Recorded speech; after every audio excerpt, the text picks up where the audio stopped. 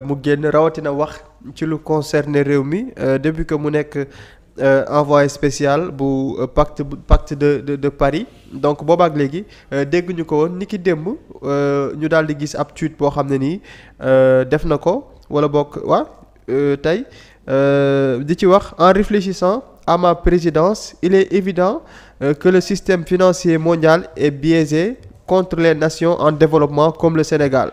yamal foofu ko. oui. nee na bi ma nekkee président comprendre naa léegi nee na léegi la comprendre que le système est biaisé maanaam système économie maanaam nu ñu yore réew mi ci wàllu économie ci côté finance dañ ko biaisé président léegi kon waaw dañ dafa mel ni daal dañoo dëggati Sénégal ay réew mel ni Sénégal dañ doon dëggati mais moo ko avalisé woon. mais munoo nekk envoyé spécial Macron mi nga xamante ne moom c'est un contre-pouvoir.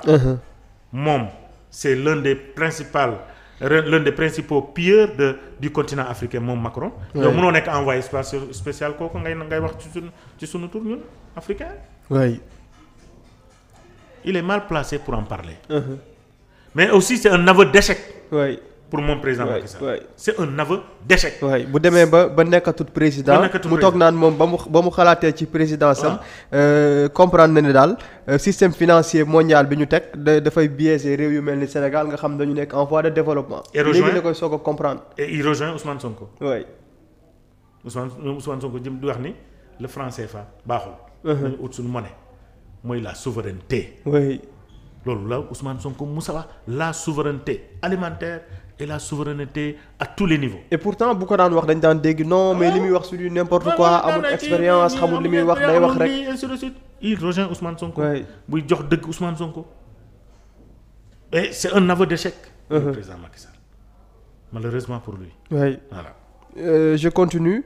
Le multilatéralisme inclusif est notre voie à suivre.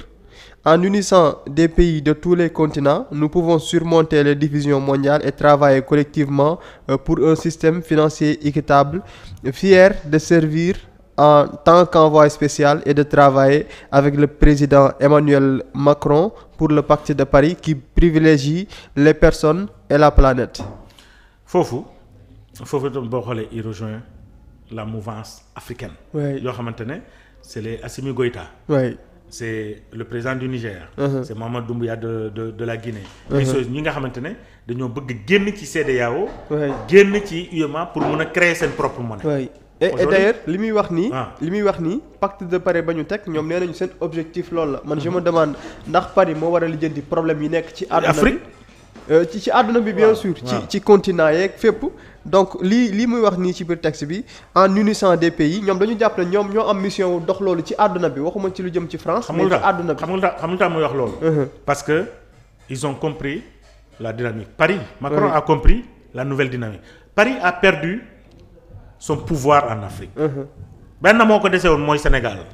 moo taxoon mu bokkoon ci njuut njaay yi pour président de la République Macky Sall di mën a reporter élection benn réew moo ko dese ñaar Sénégal Côte d'Ivoire yenn yëpp. La France a perdu ses pouvoirs. Et aujourd'hui, avec le nouveau système, la France a perdu un autre pouvoir. benn moo ko desee mooy bu Côte d'Ivoire.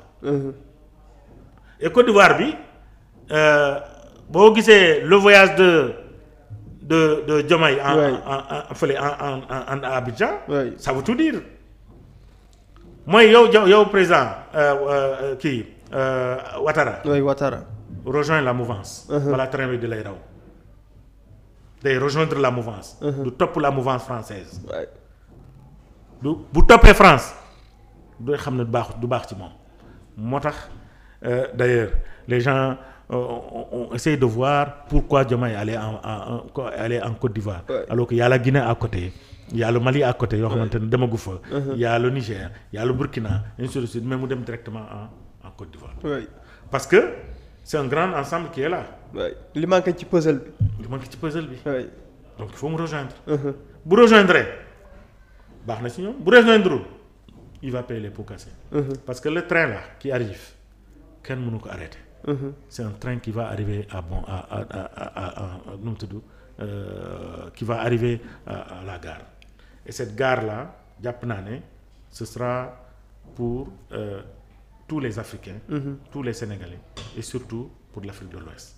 D'accord. Vague boobu kenn mënatu ko arrêter. Parce que ci prestation de serment bi président Diomaye doon def. boo xoolee c'est la sous-région qui était là. Oui. La dernière fois maa ci doon wax c'est pas Inde, c'est pas Chine, c'est pas France et ainsi de suite. C'est la sous-région qui était là. Oui. Et toute la sous-région sans exception. Donc ça veut dire ce que ça veut dire. En y associant ñi nga xamante ne ñoom ils ont dit moi je sors de ce syndicat des présidents. mooy la CEDEAO. Oui. C'est le Niger, c'est le Burkina. Oui. C'est la Guinée. C'est le Mali. waaye ñii dinañ génn CEDEAO bàyyi fa Sénégal. mënul nekk. Oui. En Afrique de l'Ouest le Sénégal est le moteur. Oui. Aujourd'hui donc ñii nii bu ñu génnee c'est un signal également pour le Sénégal malheureusement ki fi nekkoon mënul suivre signal boobu parce que kooku c'était un peu l'enfant de Macron. Oui. même bu fekkente ne moo ko man moo tax nag mu def ko envoyé spécial. Oui. mais il était là pour Macron.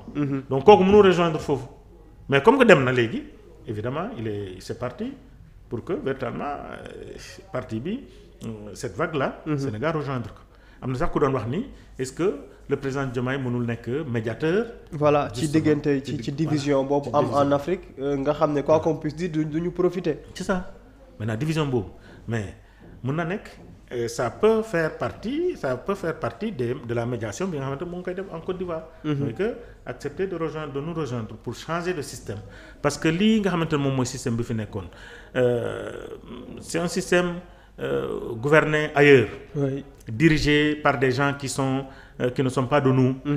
Qui ont des intérêts crypto-personnels pour le développement de leur pays et pas pour nos pays.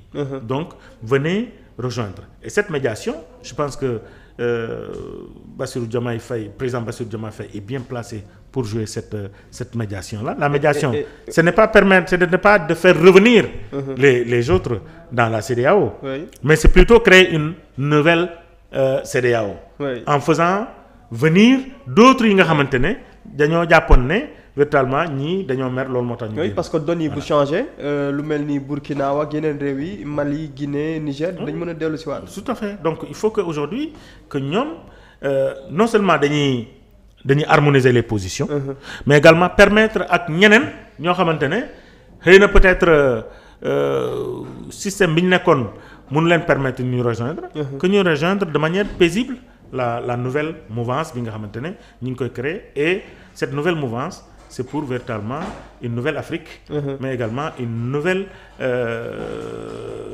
CEDEAO boo xamante ne. qui sera pour les populations. Pas pour les chefs d'État. D'accord et pour conforter li ngay wax nii bu ñu xoolee même dans la démarche. Ousmane Sonko mooy Diomaye bi ñu doon wax ci jamonoy campagne. En pleine campagne ñu àndandoo au début jékki-jékki Diomaye jël benn yoon Sonko jël benn yoon ñu retrouver waat ci fin wu campagne bi. bu ñu xoolee dans leur démarche tey le président de la République Bassirou Diomaye Faye dem fu mel ni Mauritanie dem Gambie. dem Guinée-Bissau dem Côte d'Ivoire. Le président Ousmane Sonko itam dans le cadre du parti Pastef programmé ay voyages yoo xam ne war na ko def au Mali au Niger war a dem fële ca Guinée ak Burkina dafa mel ni même doxalin boobu la ñu gis foofu. Oui, justement c'est-à-dire les idéaux du Pastef. Oui. Les Pastef li muy incarné ci vision. faut ñu tas ko en Afrique. Oui. pour que mu bañ a nekk rek. Un truc de gouvernant mais mu nekk des partis yoo xamante ne dañ koy épouser au niveau de ces pays là déjà boo xoolee xam nga au Cameroun on a créé le PACTEF le benn Pastef boo xamante ne c'est au Cameroun. Donc war nañ mën a am même bu ñu deful la même appellation. Mais que le contenu les idéaux la en tout cas la nouvelle révolution que ñoom ñu épouser ko et loolu bu ko defee même pour maintenant pour intégrer pour rassembler tout le monde dafay yomb. Oui. Parce que et d'ailleurs Ousmane Sonko communiqué na la dernière fois ci réunion bi Pastef def. fexe ba am déggoo ak yeneen parti yooyu di sosu fu nekk ci. biir réewu Afrique yi. Parce que il ne faut pas créer peut-être comme au niveau des libéraux comme l'international libéral. L'international socialiste. ñoom amoon nañ fi. Mais amul benn njeexintal.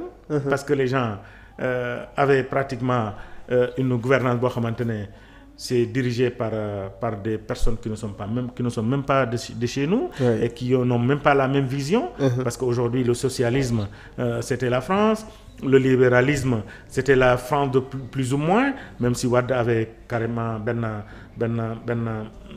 assiette boo xamante ne daf ko amoon dans sa manière de faire, boo xamante ne dafa dem ci côté naar yi, mais dañuy xam ne véritablement les systèmes là c'était pas des systèmes conçus pour les Africains, notamment pour les Sénégalais. Mais bii boo xoolee c'est conçu pour l'Afrique, pour le développement de l'Afrique. Loolu moo tax chaque pays da nga ko war a épouser, chaque pays da nga ko war a am ñoo xamante ne véritablement ñoom dafay am répondant, c'est-à-dire le PASTEF dafa am répondant au Mali, dafa am répondant au Niger, mu am répondant au Burkina, mu am répondant en Guinée, en Gambie, en Guinée-Bissau, idéologie bu law fépp. Tey bu lawee en Afrique parce que am na ñu fi jiitu woon ñoo xamante ne ils ont voulu ce système-là. Et le président Ousmane Sonko s'est basé sur ces grandes personnalités-là pour faire de PASTEF ce qu'il est. Oui, les Kwame Nkrumah, les Cheikh Anta Diop, les qui d'autres, entre autres les Nelson Mandela. ñooñu la def figure emblématique pour mën a dérouler li mu bëgg a dérouler. Les Thomas Sankara, le souverainisme, on parle aujourd'hui de souveraineté alimentaire, pas autosuffisance alimentaire, parce que tu peux être autosuffisant et que tu n'es pas souverain alimentairement. Donc la souveraineté alimentaire, loolu Thomas Sankara moom la épousé woon, ba mu imposé ko ba tey boo Burkina jusqu'à aujourd'hui boo fa demee la souveraineté alimentaire reste vivante. La souveraineté alimentaire en Côte d'Ivoire aussi am na, puisque tey boo duggee foofu c'est des trucs yoo li ngay lekk fa lañ ko bàyyee, les attiéké, les trucs yooyu foofu la. Boo demee au Burkina la même chose, yi ñuy sol nga xam ne c'est des tisserands burkinabé ñoom ñoo ko tissé, c'est des tailleurs burkinabé ñoom ñoo ko ñaw, ainsi de suite, ainsi de suite. Donc cette souveraineté là à tous les niveaux dañ ko war a gën a lawal, pour dire tout simplement que Ousmane Sonko, le Premier ministre ou le président du PASTEF, est en mission. C'est une mission de perpétrer li nga xamante ne sunu aînés def bëggoon nañ ko, mais malheureusement en tout parce qu'ils ont tous été assassinés. Et lui-même il a frôlé l'assassinat. Il pouvait avoir le même sort bi nga xamante ne ñoom Thomas Sankara am nañ ko, ñoom Kwame Nkrumah am nañ ko, ñeneen ñoom Nelson Mandela am nañ ko, ñoom Cheikh Anta Diop am nañ ko, ñoom ñëpp ils ont prôné ça, mais en tout parce que après il y a eu des complots contre ñoom, parce que l'Occident ne veut pas des gens qui portent, des Africains qui portent ces idéaux-là. Et Ousmane Sonko a pu véritablement rassembler tous ces idéaux-là, dérouler ko ba aujourd'hui ces idéaux-là ñëw au pouvoir avec ce changement de système. Loolu nag am na ba pare ici au Sénégal, il faut l'élargir. D'accord. Parce que ñi fi nekkoon mission ñi mu porté mission bi, il n'était pas que Ghanéen, il n'était pas que Burkinabé, il n'était pas que Sud-Africain, il n'était pas que Sénégalais, ils étaient africains. Moo tax le PASTEF répond à l'africanisme. Le parti africain. On n'a pas dit le parti sénégalais. On a dit le parti africain. Donc ñeneen ñi aussi loolu lañ doon porter. Donc ça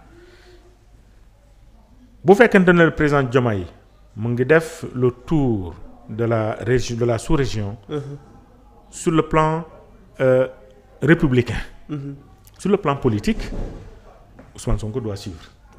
Et donc loolu mooy li nga xamante ne moom mooy l'agenda du président Diomaye Faye, l'agenda du PASTEF et l'agenda aujourd'hui de la coalition Diomaye, et l'agenda enfin du projet. Parce que li muy def nii yëpp c'est dans le projet bi nga xamante ne proposé na ko au Sénégalais.